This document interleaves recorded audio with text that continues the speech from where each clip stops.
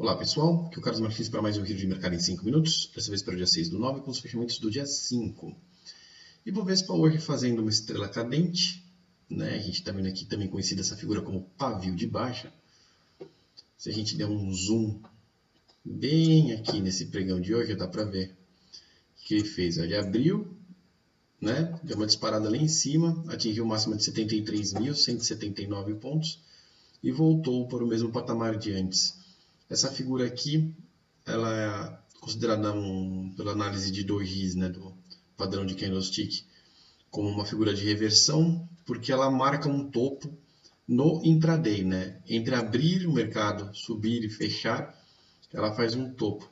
Se a gente olhar pelo gráfico intraday mesmo do Ibovespa, vamos olhar no gráfico de 15 minutos, a gente vai ver que logo no começo do pregão, o dia de hoje é esse dia dessa barra aqui, ó. Logo no começo do pregão ele dá uma disparada, porque o Ibovespa futuro já estava lá em cima, na verdade, né? Então ele engata com o pregão anterior. Isso aqui foi praticamente um gap de alta, tá? E aí depois ele volta para o patamar mesmo normal, né? Isso daí foi lá para 1h da tarde, na hora do almoço ele já tinha voltado e daí ele ficou no mesmo patamar, tá? É só essa figurinha aqui. Isso aqui que é o pavio que a gente está vendo lá no gráfico diário.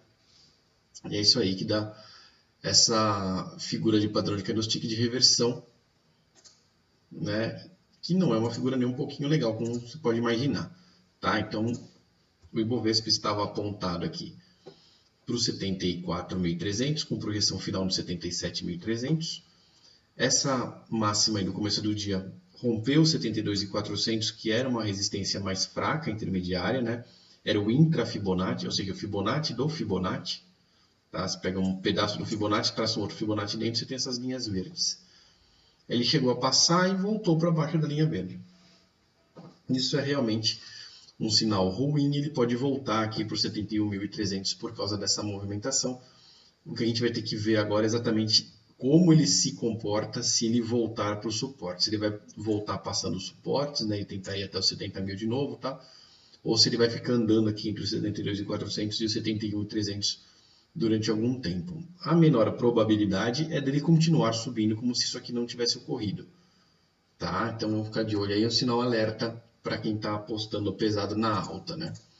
Aqui o Ibovespa futuro, que começou com um gap de alta bem forte, ele que está travado embaixo dessa linha de tendência do Fibonacci Fan, mas que durante o dia veio voltando para fechar embaixo da linha de tendência do Fibonacci Fan. Já teve uma abertura mais alta, a abertura do Ibovespa futuro é feita por leilão, então é um preço de consenso de mercado, não é um preço qualquer.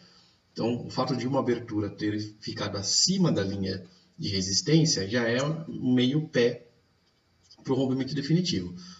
Mas da mesma forma que o Ibovespa à vista, como ele voltou para fechar abaixo da linha, ele ainda está acima do suporte de 72.400, a gente vai ter que ver nessa quarta-feira, justo na quarta-feira, véspera de feriado, a gente vai ter que ver se ele se sustenta aqui, porque se ele cair para baixo do suporte, ele pode se distanciar um pouquinho dessa tendência de alta, tá? Nada que ameace a projeção de alta por enquanto, mas ele pode ganhar um tempo aí, ficando um tempo de lado. Vou falar agora do dólar, que diferente dos outros dias deu uma quedinha um pouco mais acentuada, voltou de repente do 3,15 para o 3,12, né? Ficou por aí mesmo, já abriu, já ficou por aí mesmo. Pela figura do dólar aqui, a gente pode pensar que ele está corroborando uma alta do índice. Só que o dólar ele tem uma livre movimentação entre o 3,10 e o 3,20. Né? Então, o que acontece entre 3,10 e 3,20 não é muito termômetro para o resto do mercado. Acima do 3,21, né, e abaixo do 3,10, mais especificamente se ele conseguir passar abaixo do 3,07, aí a gente tem o dólar andando na invertida aí do índice, mas nessa faixinha chata aí do 3,10 a 3,20, realmente não tem muita correlação. Vamos falar agora dos papéis. Petrobras pulou a sua faixa de resistência na abertura para cima dos 14,39, mas veio caindo aqui para fechar colada no que era resistência e hoje virou suporte. Tá? Deixou até um gapzinho para trás aqui de alta, mas com uma figura contraditória, né? Com um fechamento muito mais negativo do que a abertura, mesmo assim acabou subindo 1,3% em relação ao fechamento do dia anterior, mas o candle é vermelho porque o candle faz o fechamento versus a abertura do mesmo dia. O que a gente tem aqui para a Petrobras é a mesma leitura que a gente viu para os outros gráficos até agora. Depende do pregão dessa quarta-feira, que é uma véspera de feriado, ver se a gente vai ficar nessa tendência ou se ele vai ceder para baixo do suporte de novo.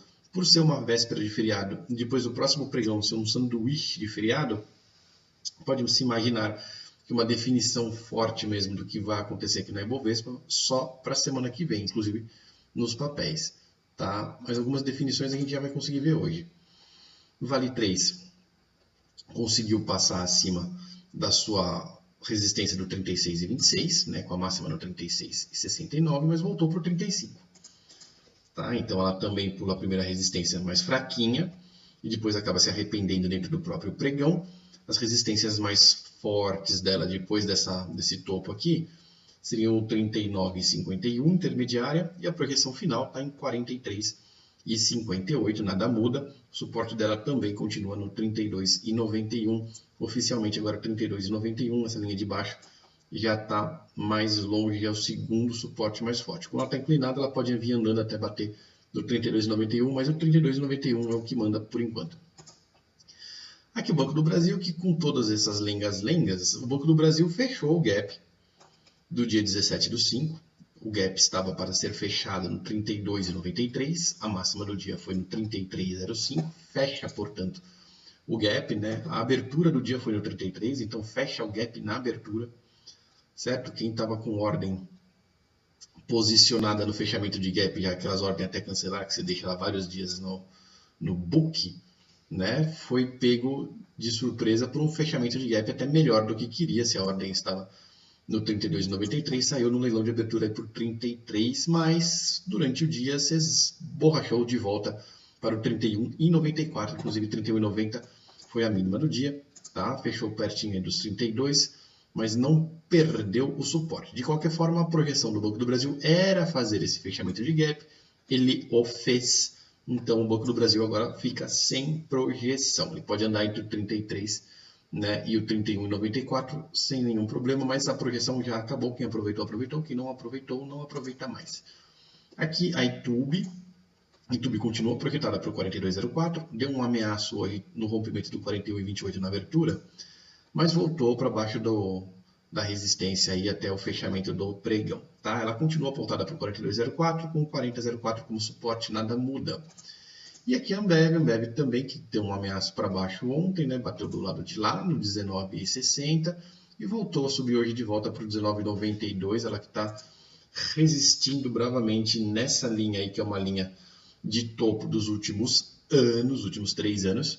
Tá? Se ela conseguir romper, a nossa projeção é que ela vá fazer uma alta até os 21,28, com o 20,76 no meio do caminho. Mas o rompimento dessa casa dos 19,92, 20,00 é difícil e é uma região muito forte. Aguardemos. Obrigado muito pela presença de todos e até o próximo vídeo de mercado em 5 minutos.